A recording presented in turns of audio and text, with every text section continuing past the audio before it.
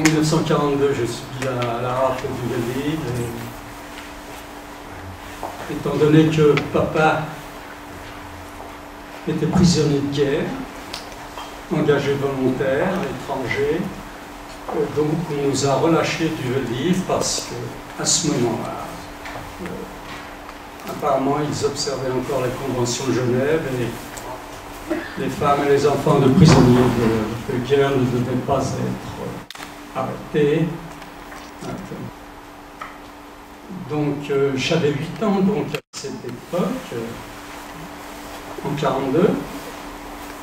Et donc on nous a renvoyés à la maison. C'était en juillet, donc en septembre, je suis retourné à l'école. Et puis la vie a continué comme ça, difficilement. Et puis en 1944, il y a eu une nouvelle rafle, et là on nous a emmenés à Drancy, où nous avons passé 3 mois. Et je tiens à préciser que je faisais partie du convoi, donc des femmes et des enfants que vous avez mentionné. Donc 3 mois à Drancy et ensuite la déportation sur Bergen-Belsen.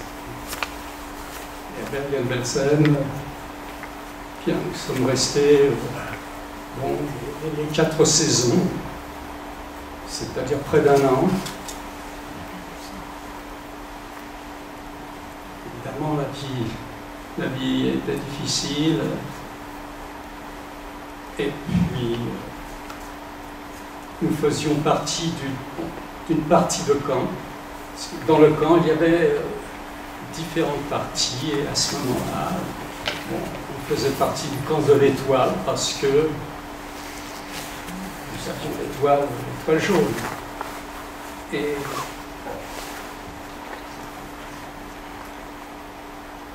Et quand est arrivé l'hiver 44-45, à cette époque-là, il y avait déjà donc à l'est des troupes soviétiques qui approchaient des camps de l'est, et c'est là qu'ils ont évacué donc Auschwitz et d'autres camps, et une grande partie de ces déportés d'Auschwitz sont arrivés sur Bergen-Belsen. Donc là, le camp était complètement rempli, et plus que ça, de sorte qu'ils ont été obligés de faire des tentes. Il n'y avait plus de place dans les baraques, il n'y avait plus rien à manger, il n'y avait plus de possibilités et là est arrivée aussi donc l'épidémie de typhus, et les morts commençaient à joncher les sols.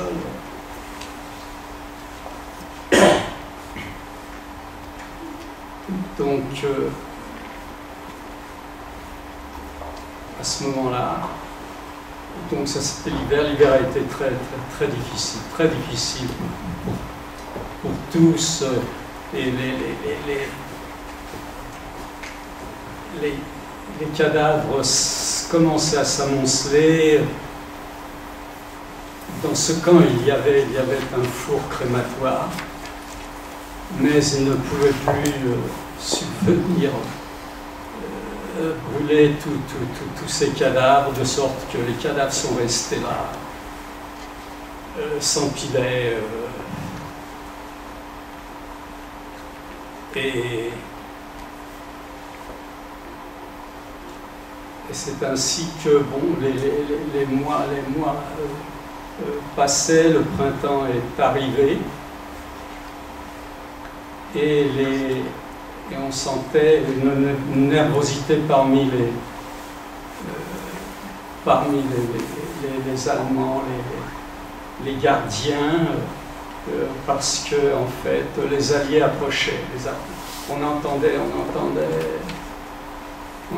les bombardements au loin et on se disait on va peut-être tenir le coup jusqu'à ce qu'on vienne nous libérer. Et puis comme nous faisions partie de ce morceau, de ce camp un petit peu spécial, on était un petit peu privilégiés en fait par rapport à d'autres, parce que nous avons appris, moi j'ai appris ça bien sûr en rentrant, que en fait nous étions plutôt des otages. Donc on voulait nous garder vivants. On voulait nous garder vivants. Et quand les Alliés approchaient, donc apparemment les nazis, les gardiens, n'ont pas voulu que l'on reste dans le camp et être libérés, de sorte que quelques jours avant la libération, c'est-à-dire quelques jours avant le 15 avril 1945, eh bien on nous a évacués. Et c'est là que aussi est arrivée la période encore plus difficile. On nous a amenés à la gare de Bergen-Belsen. Et là, on nous a mis en rang, enfin, sur le quai. Il n'y avait pas encore de train, le train n'était pas là. Et on nous a mis donc, en rang, en file. Et puis le train est arrivé, c'est-à-dire avec des wagons à bestiaux, mais de différents wagons, de toutes sortes. Ils avaient récupéré ce qu'ils avaient pu. Ils avaient déjà contenu des déportés, de sorte que les wagons étaient souillés. Et puis, plein de poux, nous étions déjà nous-mêmes envahis de poux, et parmi nous, il y avait déjà des personnes qui avaient attrapé le typhus. Et ce train eh bien, est parti, il est parti. La destination, bon, on ne savait pas, bien entendu, on ne savait rien. Et on a appris plus tard que la destination devait être Theresienstadt, c'est-à-dire un camp modèle, paraît-il, qui se trouvait en Tchécoslovaquie. Et puis ce train avec les Alliés qui étaient à l'ouest, qui venaient, et ceux de l'est, ce train n'arrivait plus à trouver son chemin, et ce voyage terrible, chaque jour, bien sûr des décès dans les wagons, déposer les cadavres sur le ballast, le train s'arrêtait, était mitraillé par les Alliés. Les Alliés ne savaient pas ce que contenait ce train. Pensaient que c'était encore des soldats, des militaires allemands, et donc qui mitraillaient, alors que bon, c'était de pauvres déportés. Et ce train s'arrêtait, repartait, reculait, allait vers le nord, vers le sud, pour trouver sa route, et ça a duré environ une quinzaine de jours. Bien entendu, il n'y avait rien à manger, rien à boire quand il s'arrêtait. Nous n'étions pas enfermés, nous pouvions nous évader. Il faut vous dire que nous étions des enfants et il y avait nos mamans avec nous. Et imaginez la douleur de nos mères, ce sont elles qui ont le plus souffert dans cette tragédie, étant donné que nous n'avions déjà pas grand-chose à manger, et elles se privaient pour elles-mêmes pour donner un peu plus à manger à leurs enfants. Et puis ce train, un jour, un matin, s'est arrêté, j'ai aperçu, étant donné que la porte était ouverte, certaines femmes se sont évadées, des femmes qui n'avaient pas d'enfants avec elles. Donc, elles ont pris le risque de s'évader, elles ont été récupérées soit par l'armée américaine, quand nous sommes passés par cette région qui était déjà presque occupée par les Américains.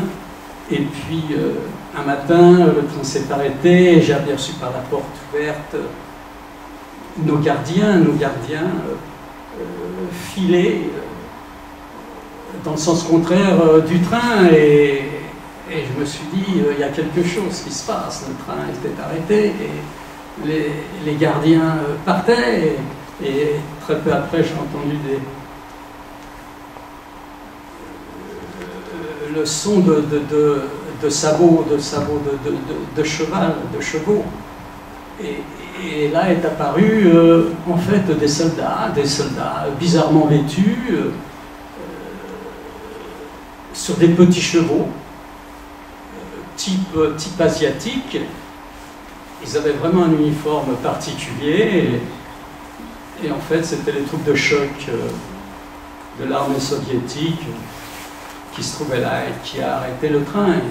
Ils ne savaient pas qui nous étions et parmi nous, heureusement, il y avait des mères, des femmes qui parlaient le russe et aussitôt elles ont expliqué aux militaires, aux soldats soviétiques qui nous étions, d'où nous venions et le train était arrêté près d'un petit village allemand, donc nous étions en zone soviétique et ce village était complètement vidé de sa population allemande et ils nous ont dit essayez de rejoindre le village, c'était environ 2 km du point d'arrêt du train et puis ils ont dit occupez les maisons que vous trouverez libres et nous allons nous occuper de vous. Donc nous sommes arrivés jusqu'au village, beaucoup péniblement et puis là, eh bien, nous nous sommes installés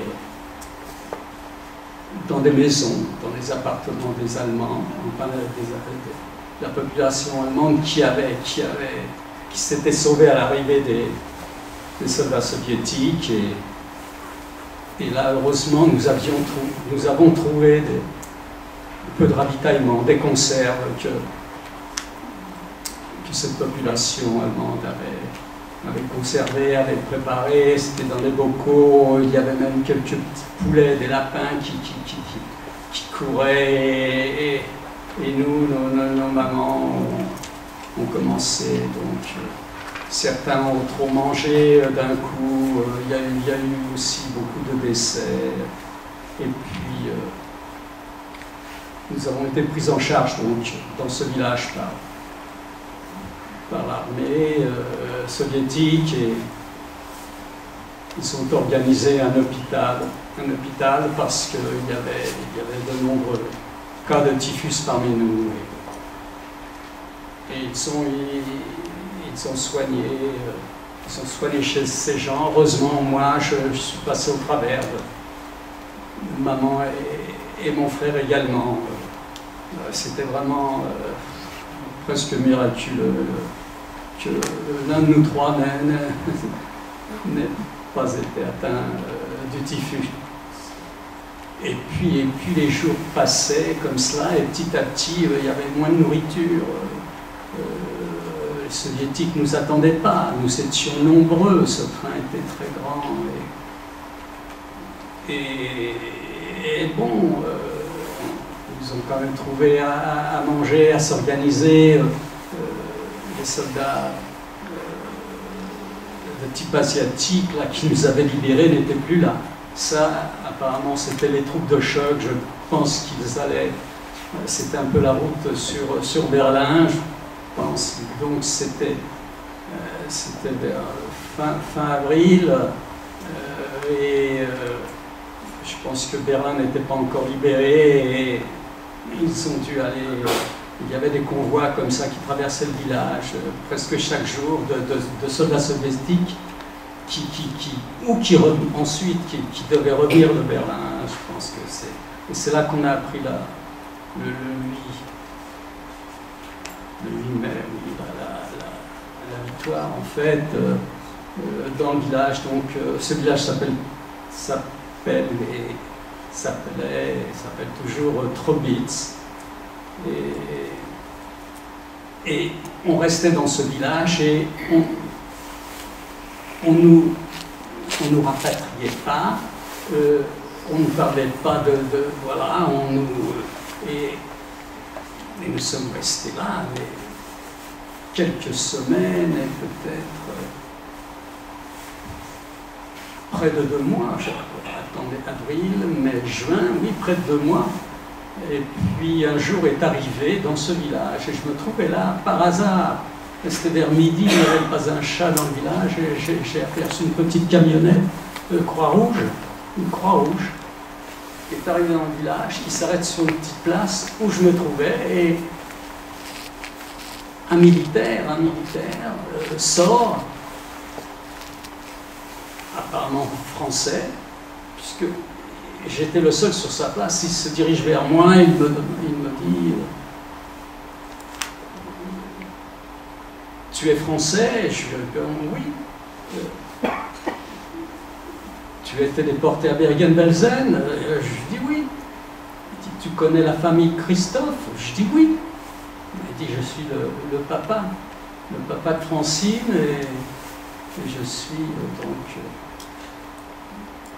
le mari de la maman de Francine. Francine, je connaissais, puisque nous étions ensemble à Bergen-Belsen, et après, ensemble, donc je l'ai. Et c'est après qu'on a appris comment il a pu nous retrouver. Parce qu'en fait, nous étions très isolés dans ce village, et personne ne savait, enfin personne de France, savait qu'il y avait un groupe là de Français déportés et ce monsieur Christophe qui était prisonnier de guerre, qui a été libéré, qui était officier, lorsqu'il a été libéré, aussitôt il est parti à la recherche de sa femme et de sa fille. Et il savait que elle était sur Bergen-Belsen, déportée à Bergen-Belsen. Donc, il a obtenu les papiers nécessaires pour se rendre sur Bergen-Belsen, essayer de retrouver sa femme et sa fille. Et là, à Bergen-Belsen, on lui a appris qu'il y a un train qui est parti. Et il devait être dedans. Et il a fait son enquête. Il a essayé de suivre ce train. Et il est revenu en France. Et des femmes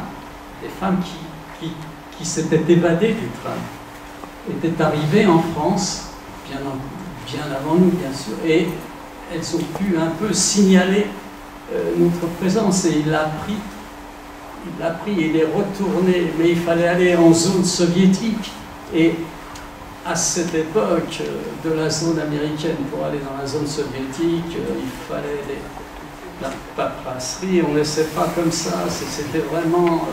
on était vraiment enfermés, et puis il a quand même obtenu toutes les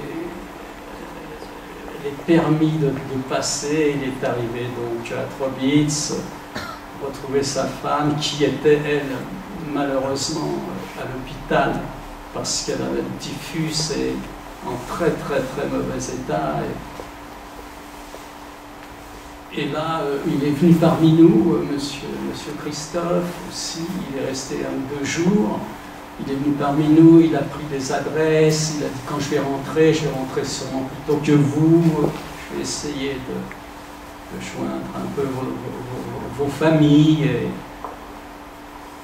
Et puis il a pu malgré tout emmener sa femme dans cette petite ambulance avec laquelle il était venu. Et puis eux sont rentrés bien avant nous, enfin bien avant, quelques temps avant nous, puisqu'ils, par leurs propres moyens, avec l'ambulance, il a pu amener aussi sa fille, donc eux ils sont rentrés, et ensuite je pense qu'il a bien signalé aux autorités françaises qu'il y avait un groupe de Français qui se trouvait là, et qu'on vienne le rapatrier. Et un jour est arrivé dans ce village des camions et des camions de camions conduits par des soldats américains, oui, en zone russe. Et c'est avec eux que nous avons été rapatriés, c'est-à-dire que ils nous ont pris dans les camions, c'était bien organisé, et on a traversé donc de Trobitz, on est arrivé en zone française d'occupation, on a dû passer une nuit là-bas chez eux, les militaires, et puis nous sommes arrivés à Strasbourg. À Strasbourg, c'était notre lieu de rapatriement. C'était vraiment là que on nous a délivré nos papiers officiels de rapatriement. Et puis de Strasbourg, là, on nous a mis dans un train sanitaire pour rentrer sur Paris. Et c'est à Nancy, au milieu de la nuit, le train s'est arrêté. Là, je vois qu'il y a une expo sur les infirmières. C'est là que j'ai vu les premières infirmières françaises qui étaient là avec des paniers de sandwichs, des sandwichs avec des sardines. Oui, c'était vous. Et puis bon, nous sommes arrivés sur Paris, et là je n'ai pas grand souvenir, mais je pense que on nous a pris en bus et amenés donc à l'hôtel du Tessia, puisque c'était vraiment le lieu où les déportés, les prisonniers arrivaient, et nous sommes arrivés donc à l'hôtel du Tessia. Oh, j'ai petit souvenir, je ne sais même pas si nous y avons passé une nuit, je pense, mais ce que je me souviens, c'est qu'à l'entrée, là, ils ont bien montré l'entrée dans le film. On entrait comme ça en file indienne, on nous a fait rentrer en file indienne, et dans l'entrée, à l'intérieur, nous étions encadrés d'infirmiers ou d'infirmières, et on nous a aspergés avec du Klitox, vous savez, le désinfectant. Ça, c'est le souvenir vraiment que j'ai de l'hôtel du Tessia. Alors que bon, on était déjà, on n'avait plus de pouls. Lorsque nous étions à Trobitz, dans ce village allemand, on a eu le temps un petit peu de récupérer, et pour certains, on s'est retrouvés en assez bonne forme en arrivant à Paris. Et comme papa était prisonnier de guerre, lui, il a été rapatrié quelques semaines avant nous, de sorte qu'il a pu récupérer l'appartement, un petit peu récupérer des meubles pour le meubler, et il avait trouvé, parce que, évidemment, à cette époque-là, la vie était difficile, même à Paris, après la guerre, les rationnements, le travail qu'il fallait trouver. Et heureusement, il avait trouvé un travail dans les cantines américaines, parce qu'il y avait des Américains, il y avait des Soviétiques aussi à Paris à cette époque. Donc il avait trouvé dans une cantine américaine, de sorte la question ravitaillement, ça ne se posait pas pour nous, parce qu'ils nous ramenaient de quoi manger, et puis la vie a continué. Maman est arrivée quand même, les mères ont plus souffert que nous, donc en mauvais état physique, surtout psychologique, elle n'a jamais récupéré psychologiquement. Et donc, ce certificat de rapatriement nous servait, c'était le seul papier que nous avions qui prouvait que nous étions déportés, que nous avons été déportés, et de sorte que on nous a donné quand même des bons pour aller retirer un vêtement, de l'argent. Je l'ai encore, ce certificat, il est tout dans très mauvais état, parce qu'il servait à tout. À chaque fois, on tamponnait dessus un bon de 20 francs, de 50 francs, un manteau, voilà, et puis il y avait la date de chaque chose que nous avons récupérée, et puis on s'est occupé un petit peu de notre santé, surtout de la santé de maman. On l'a envoyée en convalescence. Qu'elle récupère un peu, tandis que mon frère, je peux vous dire que j'étais avec mon frère aîné de 4 ans, et de sorte que un jour, on nous a demandé, c'était peu après notre retour, une dame de la Croix-Rouge qui se trouvait dans la Manche, qui avait une propriété, voulait bien accueillir 2 enfants déportés, pour un peu les retaper. Et donc, mon frère et moi, nous sommes allés chez cette dame, et j'en ai de merveilleux souvenirs. Nous sommes restés au mois d'août, je suis sûr qu'on y était. Est-ce qu'on y a été 2 mois ou 1 mois sûr? Et puis en septembre, on est rentré à la maison, et puis c'était la rentrée des classes. Et puis moi, je suis retourné dans mon école que j'avais quittée 1 an et demi avant.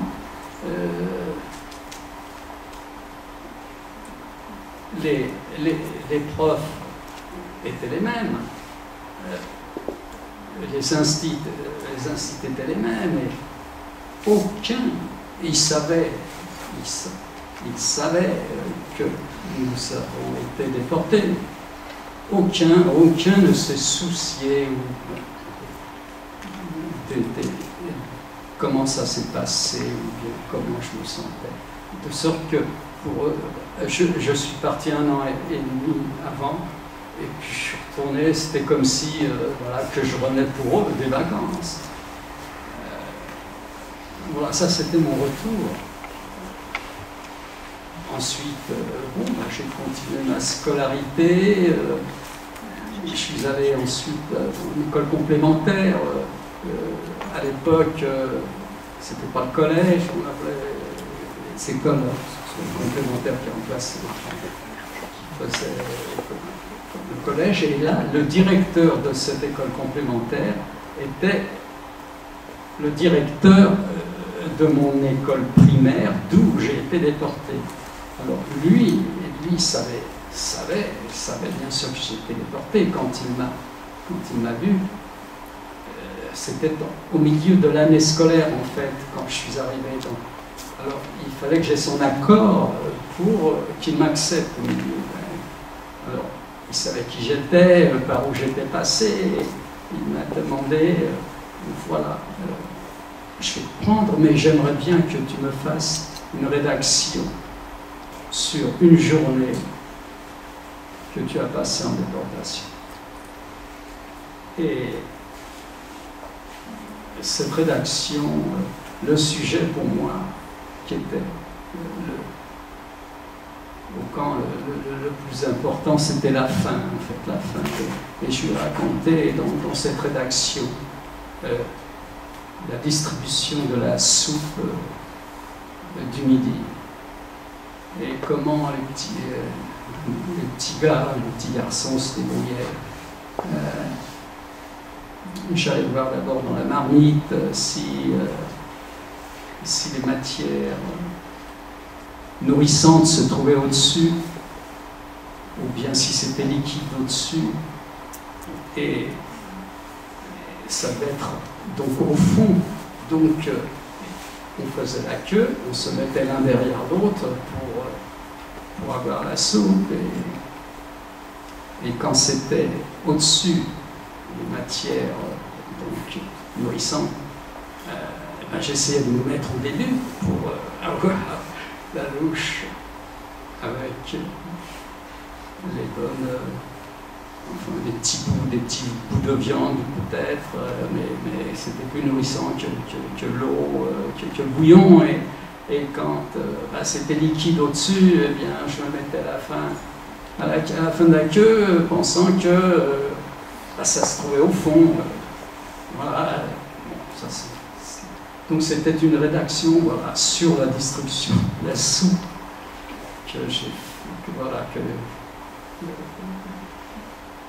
qu'on avait tous les jours. Donc bien sûr, bon, il m'a accepté, et puis la vie a continué. En rentrant bien, peu après j'ai appris, j'avais un employeur qui avait été déporté, qui connaissait la rue Leroux, et qui m'a dit, il faut que tu ailles rue Leroux, il faut que tu voies des médecins là-bas au dispensaire, et il faut que peut-être tu vas faire une demande de pension, et donc j'ai fait le nécessaire, et la rue Leroux vraiment, à ce moment-là,